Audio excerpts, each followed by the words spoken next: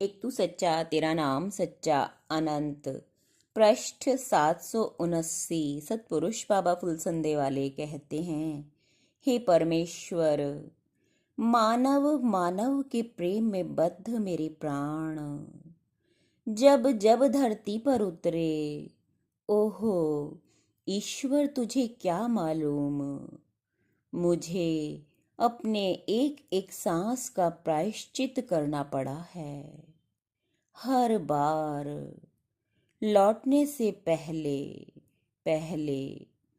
सतपुरुष बाबा फुलसंदे वाले कहते हैं कि हे देवपुत्रों, कोई न किसी का सुख दुख दाता, निज कृत कर्म भोग सब भ्राता।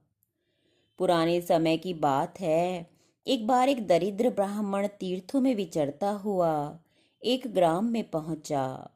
सूर्य तप रहा था। कीर्तन समाप्ति के बाद प्रसाद वितरण हुआ। गृह स्वामी ने प्रसाद केले के पत्ते पर रखकर उस ब्राह्मण को भी दिया और कहा, ब्राह्मण देवता, तीव्र गर्मी है, सामने बरगद का वृक्ष है, वहां कुआं भी है, आप हाथ मुंह धोकर वहां बैठकर शांतिपूर्वक प्रसाद ग्रहण करो। ब्राह्मण चला गया। प्रसाद पेड़ के नीचे रख दिया और कुएं से जल खींचकर हाथ मुंह धोने लगा। इतने में एक चील मरा हुआ सर्प लेकर उस बरगद पर आ बैठी। मरे हुए सर्प के मुख से जहर की बूंदें टपक रही थी। वह जहर प्रसाद में गिरने लगा। ब्राह्मण को कुछ पता नहीं था। उसने प्रसाद खाया और मर गया। उसकी जीवात्मा परलोक में चित्रगुप्त ने जब यमराज के सामने प्रस्तुत की, तब बहुत से देवता और मुनि वहां आ गए। वे चर्चा करने लगे कि ब्राह्मण की मृत्यु में किसका दोष है। क्या गृह स्वामी का, जिसने प्रसाद दिया और कहा कि पेड़ के नीचे बैठ जाओ? नहीं, गृह स्वामी दोषी नहीं, उसने तो ब्राह्मण के भले के लिए ही कहा था।